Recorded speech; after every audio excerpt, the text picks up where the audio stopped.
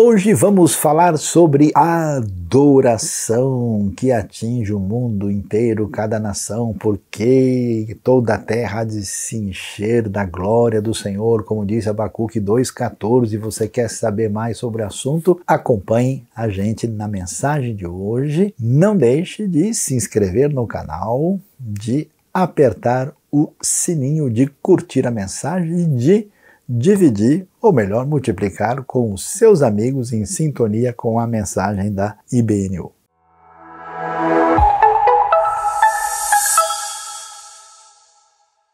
Deus seja louvado neste novo dia e estamos gratos a Deus pelas bênçãos, por todas as coisas boas que Ele tem nos dado, e eu convido você agora em sintonia, gente de todo o Brasil e de vários lugares do mundo aqui reunidos nessa sintonia para agradecer a Deus, para apresentar o nosso coração e para entender da sua revelação, da sua palavra para nós. É um momento difícil, estamos ainda numa situação de muita dor, enfrentando luto, temos gente que partiu para a eternidade esta semana, que tem vínculo com a nossa comunidade, pessoas em situação de tratamento e de dificuldade. Estamos intensificando, o nosso trabalho, a nossa ação, o nosso coração. Pedimos que você esteja em sintonia conosco.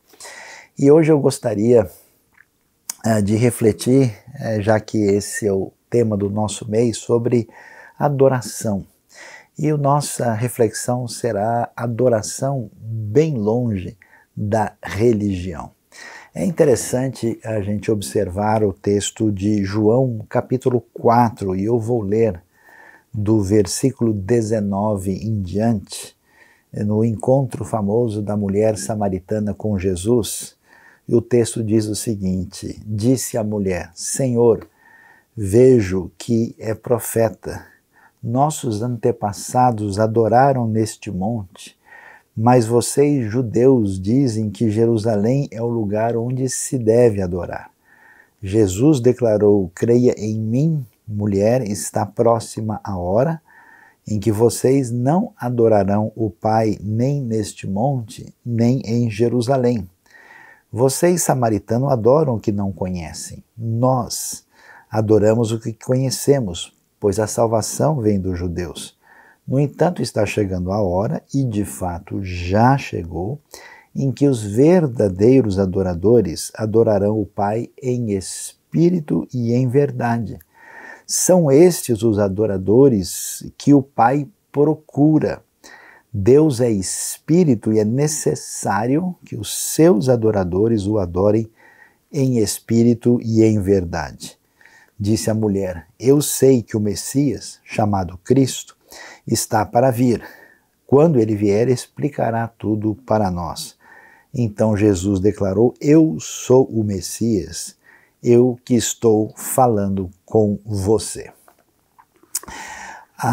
O tema da adoração certamente é um dos temas mais importantes e valiosos na Bíblia. E é curioso porque quando a gente pensa em adoração, nós vamos pensar em culto, vamos pensar em liturgia, vamos imaginar templo, santuário, uma série de elementos. E é curioso que um dos textos mais emblemáticos do Novo Testamento é exatamente o texto de Jesus conversando com a mulher samaritana sobre, a gente pode assim dizer, um enfoque mais aprimorado a respeito de uma teologia da adoração. E é estranho porque Jesus não está num dia sagrado, ele não está num espaço sagrado, ele está num ambiente, inclusive visto como bastante impuro, e ele está conversando com uma pessoa que nada tem a ver com qualquer coisa que venha evocar qualquer elemento litúrgico. Por isso, é muito interessante a gente tentar, de fato, entender o que se entende por adoração, o que a gente pensa quando nós estamos falando sobre a questão de cultuar e o que acontece aqui e por que que, num certo sentido, corretamente, a adoração passa longe da religião. Quando a gente pensa naquilo que a Bíblia nos apresenta a respeito de uma teologia do culto e da adoração, a gente tem uma série de elementos assim que chama a nossa atenção. Podemos assim lembrar, né, de que o foco mais nítido no início da trajetória da Bíblia a respeito do assunto aparece no tabernáculo, o livro de Êxodo, né, do capítulo 25 até o 40. Lá você vê um desdobramento do fato de que Deus se fez presente na história de Israel para resgatar, para redimir, para libertar esse povo, e passa a ter aliança com o povo, a viver no meio deles. E então, a maneira como aquilo que tem a ver com essa presença divina, ela é reconhecida e os israelitas devem, digamos assim, aprender a como agir, a se comportar diante do fato de que Deus está no meio deles. E é nesse ambiente, quando se fala da grandiosidade, quando se fala da santidade, quando se fala do poder, quando se fala da bondade divina, é que se estabelece aí o tabernáculo com toda a descrição do culto, que inclusive prossegue, né, pelo livro de Levítico, com a instituição do sacerdócio, e que tem muito a nos ensinar. E é bastante assim interessante a gente observar isso, e a gente já começa a entender um pouquinho a respeito da questão do que está envolvido na adoração, é que a adoração, na verdade, está relacionada com a reação que o ser humano deve ter diante daquilo que Deus é ou daquilo que Deus faz, como é que Deus se manifesta a nós. Num certo sentido, todas as culturas do mundo têm algum tipo de manifestação na direção do sagrado.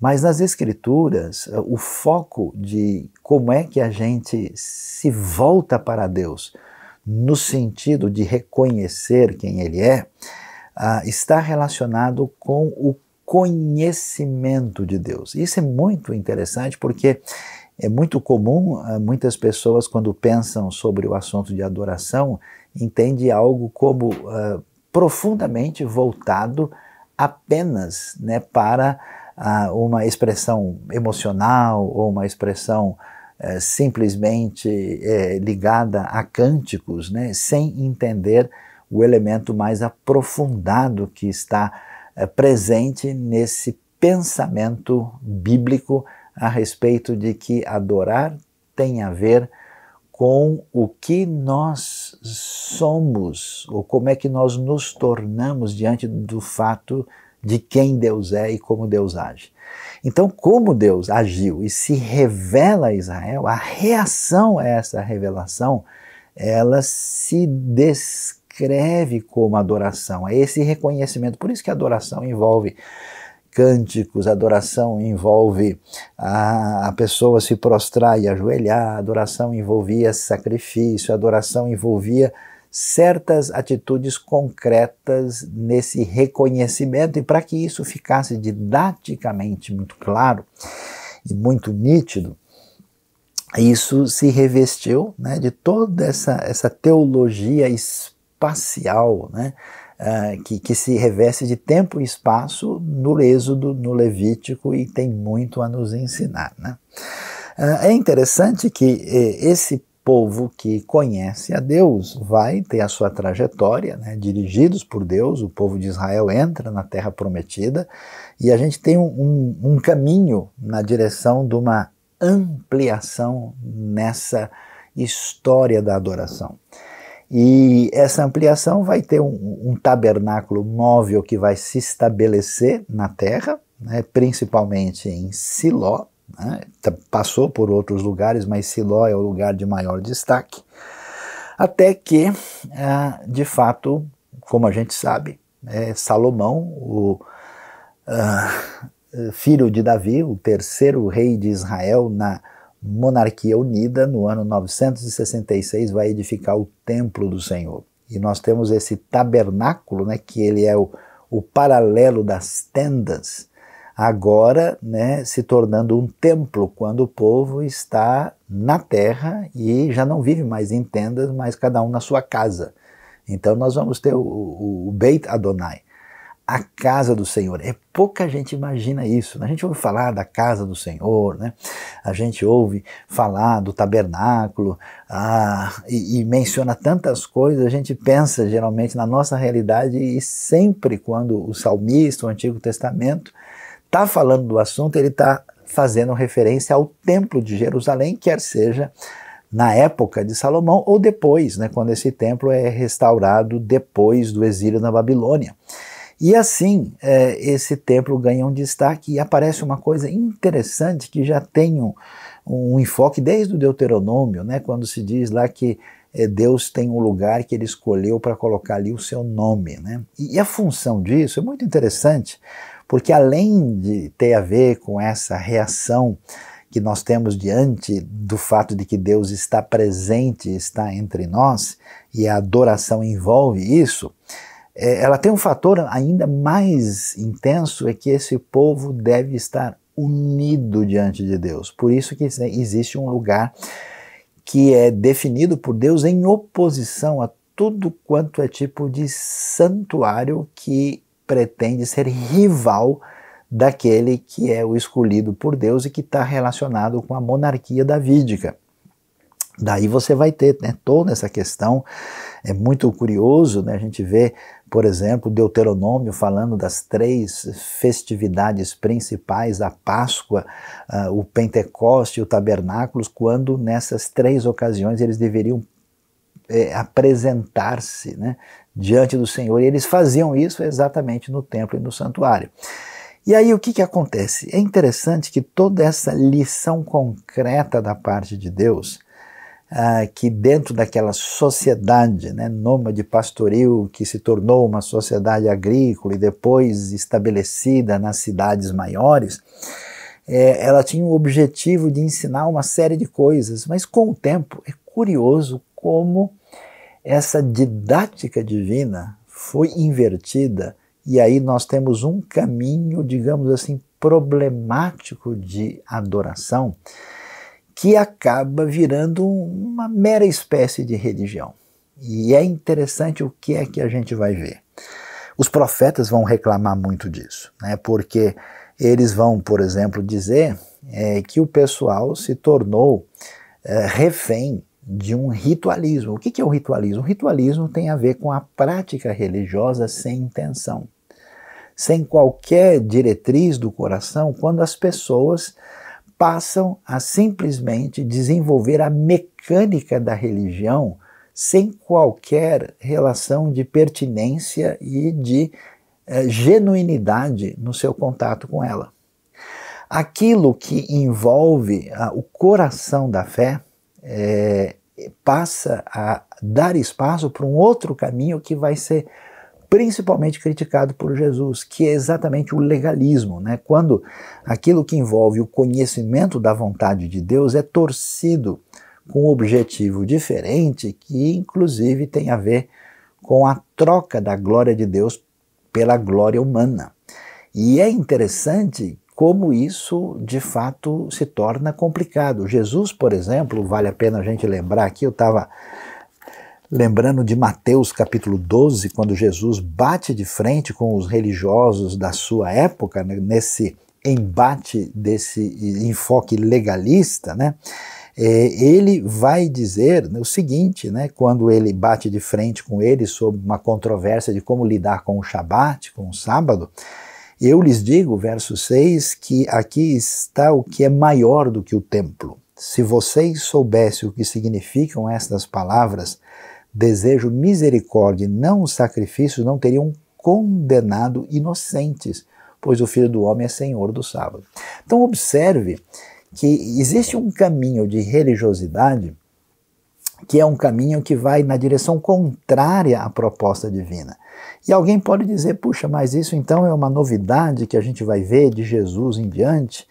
A coisa não é tão simples assim, como se Deus estivesse dizendo coisas totalmente novas que ele não tinha dito antes.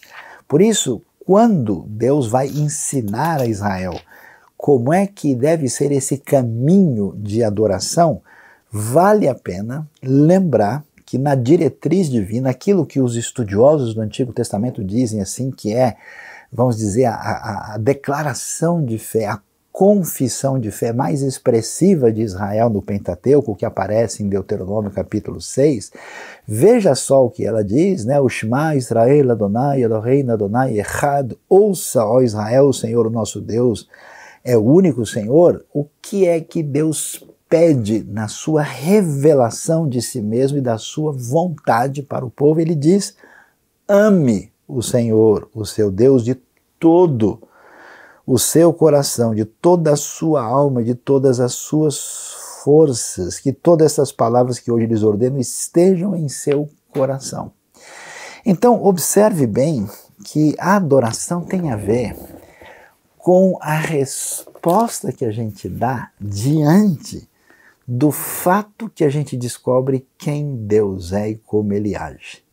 E a maneira de lidar com isso envolve esse algo profundo. Observe que você deve amar, né, de todo o coração, de toda a sua alma, de todo o seu entendimento, de todas as suas forças. Então, a adoração envolve uma atitude de uma entrega total.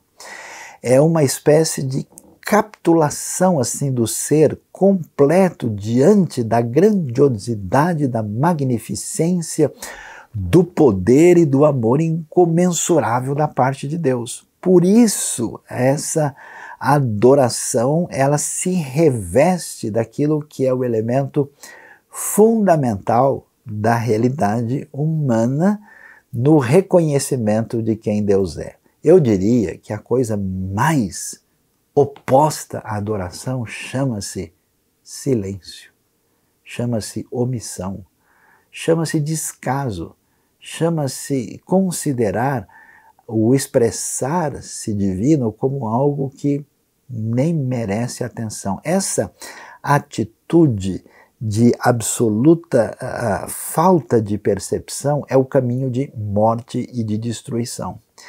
E o que acontece? Quando você tem somente o cadáver, não existe mais vida. Aí essa adoração, esse culto legítimo, esse elemento que é decorrente desse experienciar da revelação e da presença divina, ele se transforma num cadáver que é exatamente a expressão religiosa marcada tanto pelo ritualismo como o misticismo vazio, que também faz parte daquilo que acompanha o ritualismo. E é nesse contexto que surgem as coisas mais bizarras, né? Porque diante da manifestação do Deus único, poderoso, verdadeiro e amoroso, nós temos um desdobramento na nossa vida na direção daquilo que envolve a profundidade do nosso ser e a nossa relação com os outros. Como isso não acontece, o que a gente faz? A gente entra num caminho idólatra inconsciente. A gente valoriza lugares, a gente valoriza formas, a gente valoriza objetos, a gente valoriza horários, a gente perde a referência por completo. Por isso é muito interessante e é curioso a ironia do Evangelho de João na conversa de Jesus com a mulher samaritana. Porque a gente sabe, né, desde o começo do capítulo 4, Jesus, pela própria determinação divina, tinha que passar por Samaria. E aí ele chega lá na cidade que é chamada de Sicar, né, encontra ali um poço, e os discípulos vão na cidade comprar comida, e nisso chega uma mulher samaritana. O clima fica meio tenso, assim, porque é importante lembrar que os samaritanos são uma espécie de culto religioso sincrético, né? Eles são descendentes da mistura de israelitas do Reino do Norte com outros povos em função da mescla que os assírios fizeram quando dominaram a região no 8º século a.C. E aí o que os samaritanos fizeram? Eles entraram numa relação de polarização e oposição a Jerusalém. Assim como acontece em 1 Reis capítulo 12, né, quando o Jeroboão, primeiro Jeroboão, filho de Nebate, né, faz lá os chamados santuários rivais, né, porque ele pensa, o povo vai continuar indo a Jerusalém no templo, eu vou perder essa gente, né? Você vê que a adoração vai embora, né, a religião vira instrumento de poder, e ele faz isso da mesma maneira também. Em Samaria surge um culto, vamos assim dizer, mais tarde, que vai ser um culto que entra em competição, né, com Jerusalém.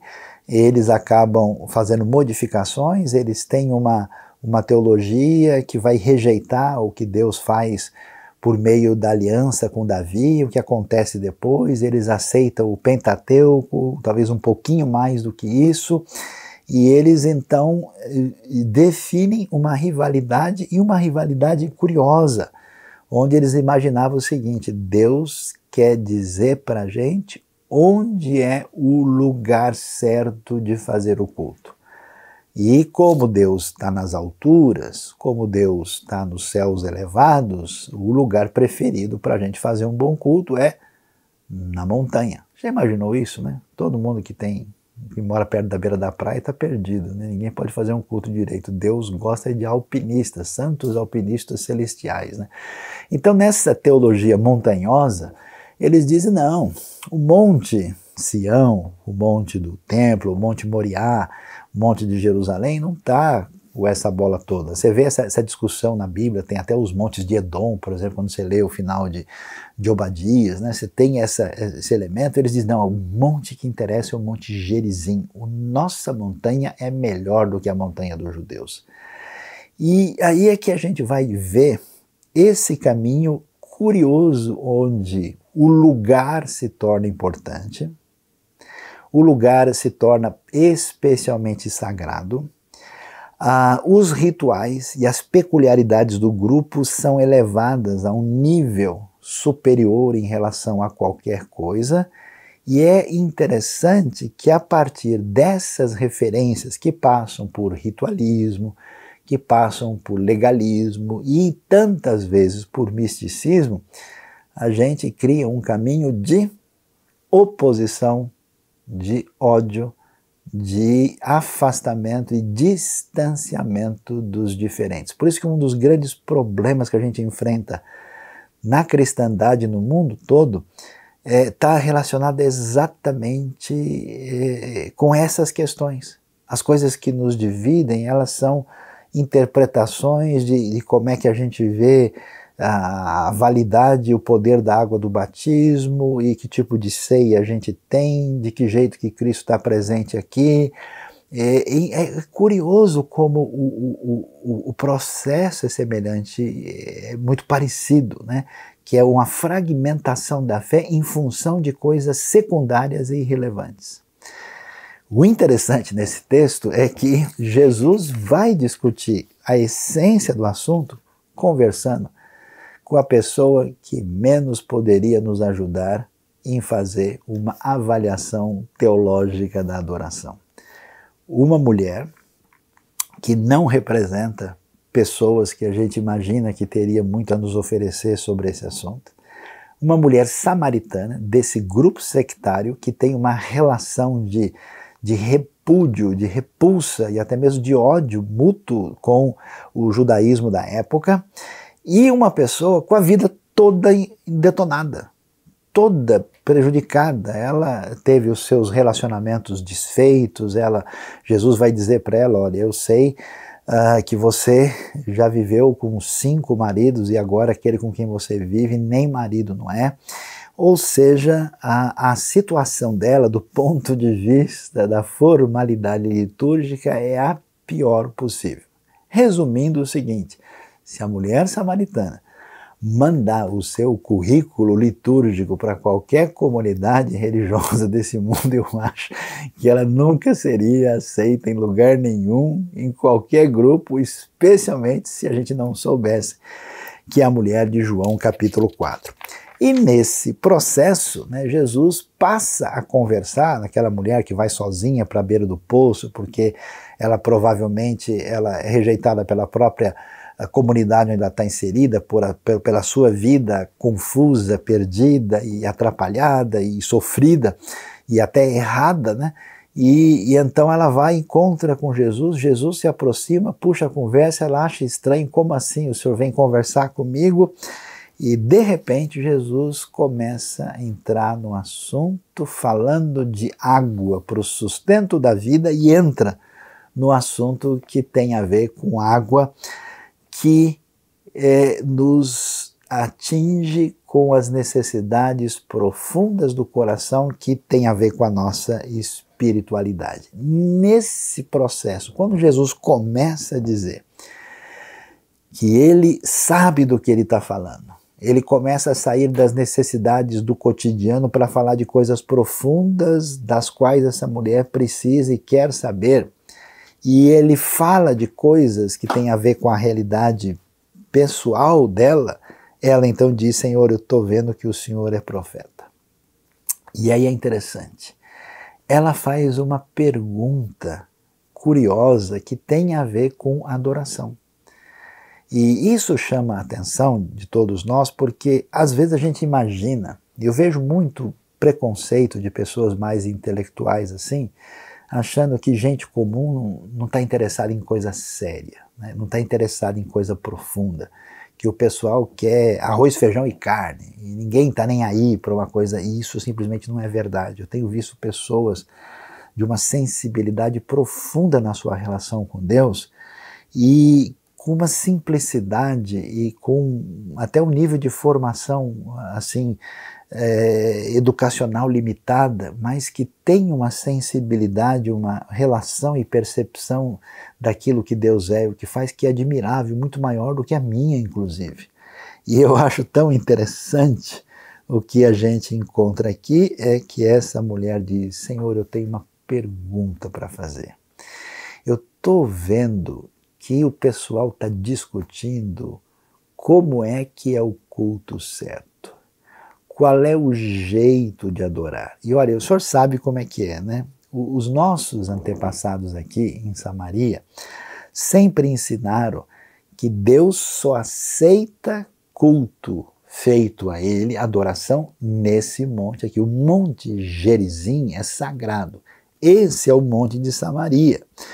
Mas vocês, judeus, claro, ela está conversando com Jesus, dizem que Jerusalém é o lugar certo onde se deve adorar. Então eu preciso saber como é que a gente deve adorar, que tipo de adoração Deus aceita. Então a gente começa a perceber aqui que a adoração está ligado com conhecimento. A adoração está ligado com revelação. Quando você tem pessoas numa reunião, assim, vamos dizer, extravasando a sua emocionalidade, extravasando a sua expressão, às vezes, litúrgica, e essas pessoas não têm perguntas, essas pessoas não têm intenção, essas pessoas, eu fico triste em quantos ambientes eu andei, quando eu vi pessoas envolvidas com o que o pessoal estava dizendo que é um determinado grupo de adoração, e muitas dessas pessoas nunca deram um sinal de terem qualquer interesse, de fato, no conhecimento de Deus e de estarem ligados. Você percebe que os Salmos, sintonizado com o que a gente viu em Deuteronômio 6, ele fala, né, de uma adoração que envolve amar a Deus com toda a nossa alma, né, com toda a nossa força, com todo, quer dizer, é completo, isso passa pela emoção. Por isso é assustador ver gente que dizem que estudou e conheceu sobre Deus, que é uma pessoa que não mostra nenhum coração, nenhum reagir, né? Essa mesma pessoa, diante de outros elementos, ela tem uma emocionalidade exuberante. E pessoas que simplesmente parece que num processo automático não estão ali. Essa mulher, ela é séria, ela é sincera. Senhor, eu preciso saber, me diz, qual é o culto certo? Onde é que eu estou fazendo? E Jesus então começa a falar: olha, mulher, creia em mim. E aqui o crer não está falando daquele crer de você colocar a fé para receber Cristo na vida nesse momento, não. A ideia de Jesus está dizendo: olha, pode colocar confiança no que eu vou falar agora, mulher. Está próxima a hora. E por que está próxima a hora? Porque Jesus está se revelando. Jesus está sendo a revelação plena e completa de Deus para que nós tenhamos esse caminho de conhecimento maior sobre Deus. E o segundo elemento que envolve adoração, que tem a ver com comunhão e intimidade relacional com Deus. Então ele está dizendo o seguinte, olha, está chegando, está próxima a hora em que, é muito bonito, né? Vocês adorarão, Jesus usa a palavra o Pai, né? Veja que ele não usa Senhor, nem fala do soberano, né? Ele usa a linguagem relacional, vocês adorarão o Pai, né? E diz, ó, não é nem nesse monte, nem é em Jerusalém. E aí Jesus começa a dizer, olha, mesmo que Deus tenha ensinado coisas tão importantes por meio da expressão concreta da sua presença, que tinha o objetivo de nos elevar a Ele, isso não é suficiente para mostrar para nós quem Deus é.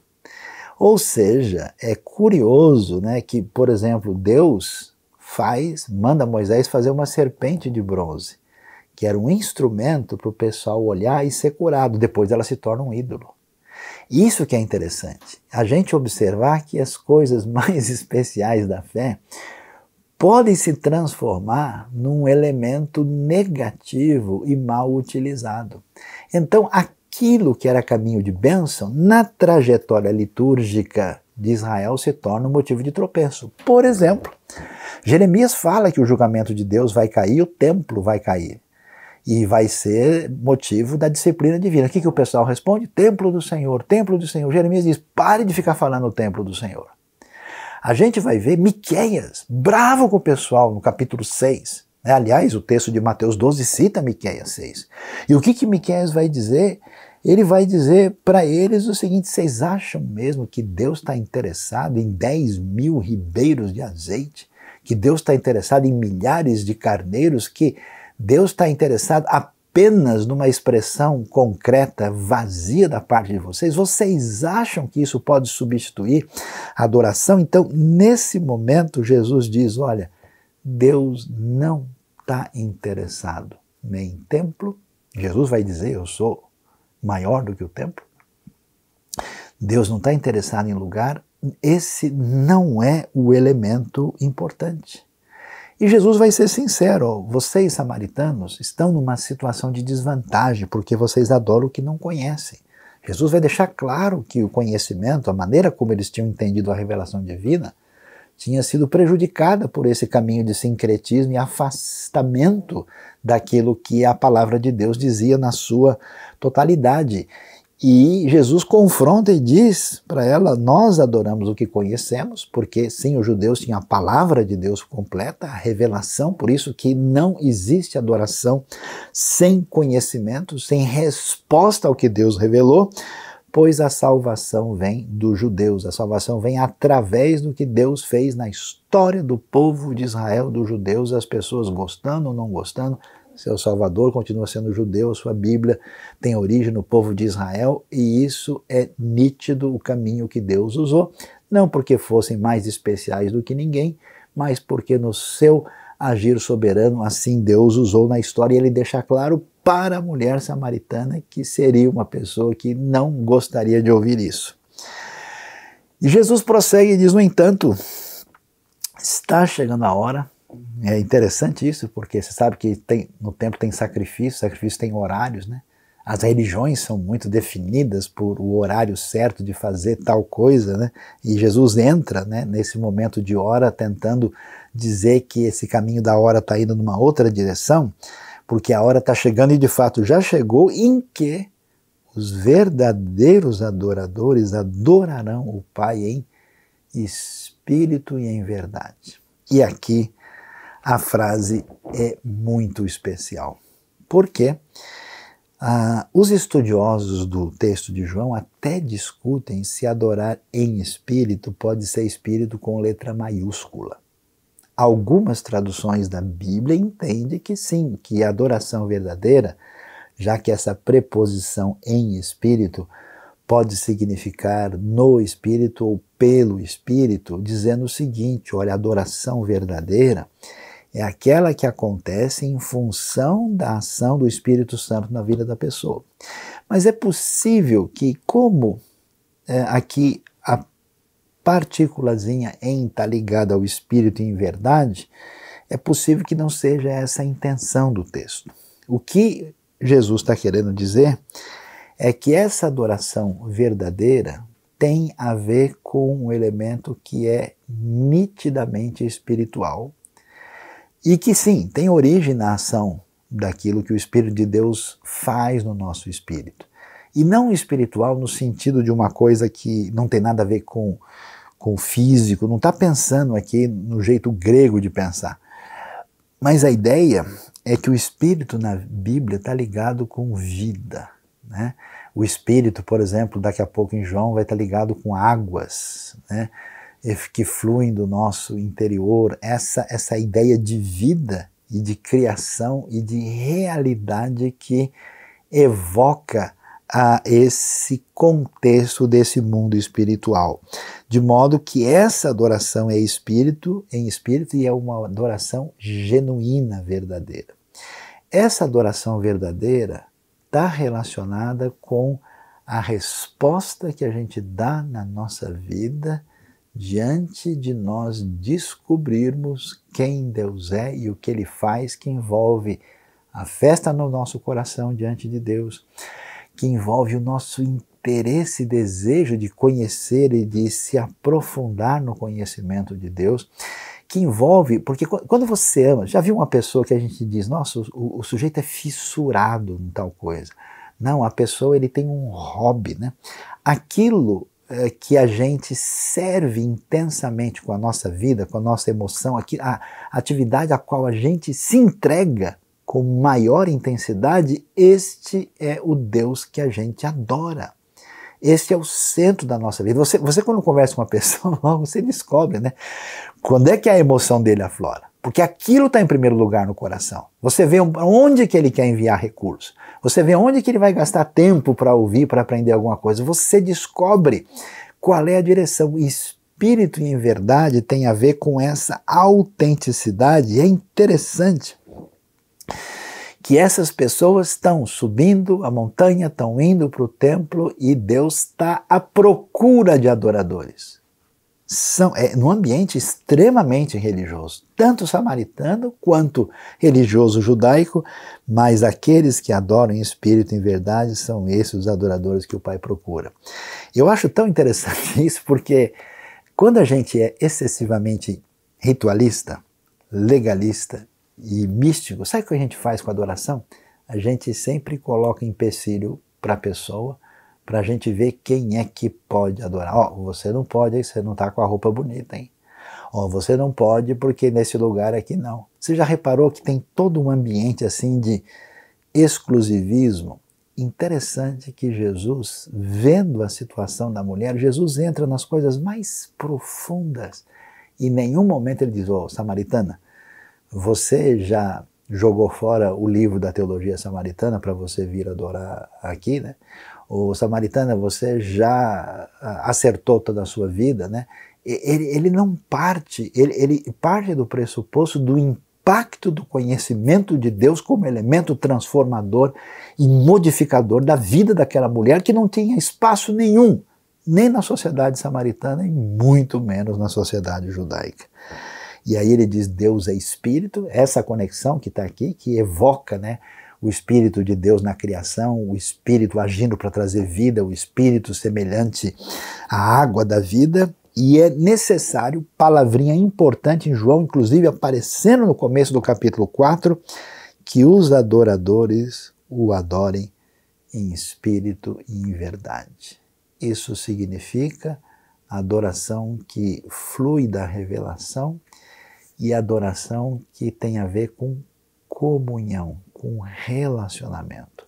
O teste para a gente está em que medida a nossa relação com Deus nos leva a colocar o Senhor como aquele que é o mais importante da nossa vida.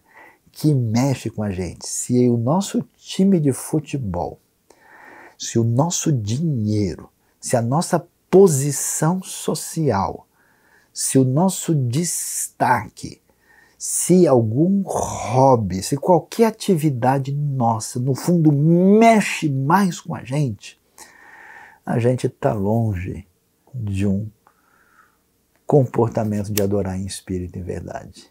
É por isso que quando outra coisa está no nosso coração em primeiro lugar, a gente começa a discutir. Não, tem que ser na montanha tal. Não, tem que ser na hora tal. Tem que ser com a camisa tal. Tem que ser virado para a direita. Tem que cantar a meia voz. Tem que cantar de costa. Tem que ser com a letra com esse tipo de linguagem, porque tudo que é secundário ganha destaque quando Deus perde a sua prioridade. Jesus entra nisso e eu acho espetacular, porque diante disso, o que aparece na mulher com a teologia da adoração? O desejo de um conhecimento que tem a ver com intimidade e tomada de postura diante da vida. E ela diz, eu sei que o Messias chamado Cristo está para vir. É interessante isso porque até os estudiosos discutem como é que ela vai falar sobre o Messias se os samaritanos não acreditam em Messias. Messias é descendente de Davi. Messias tem a ver com uma profecia ligada a Judá que nunca foi interesse para os samaritanos. Alguns até dizem, não, a mulher está falando isso para fazer uma média assim, com Jesus, né? Não, ela tá abrindo o seu caminho de preconceito para conversar com Jesus, já que ela está ouvindo coisas que ela nunca imaginou. Ela imaginava que Jesus, como judeu, falava, não, mulher, larga essa montanha aí, vamos lá para a montanha de Jerusalém, senão a maldição vai cair sobre a sua vida. E ela não ouve nada disso. E eles, na verdade, tinham uma espécie de Messias paralelo, que eles chamavam de Taheb, né, que seria uma espécie daquele que vai trazer restauração no futuro, né? E que seria uma coisa semelhante, mas acho que nessa condescendência, nessa abertura para a conversa com o diálogo que Jesus ela fala, né?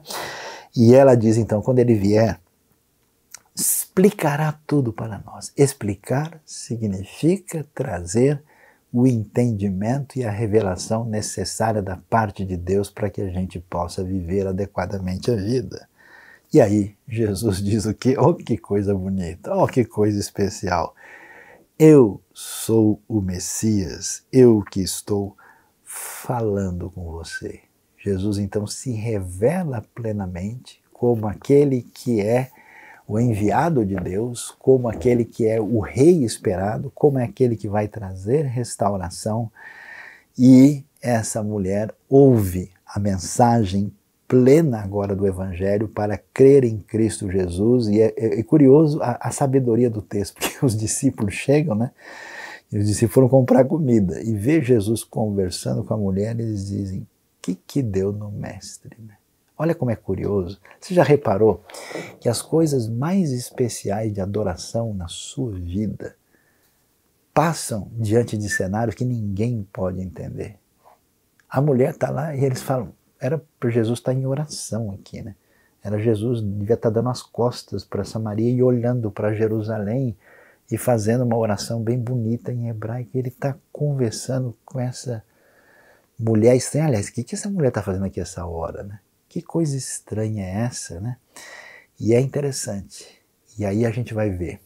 Só é possível verdadeira adoração que se afasta da religião, perdida no seu legalismo, no seu ritualismo, no seu misticismo, nesse desvirtuar das coisas.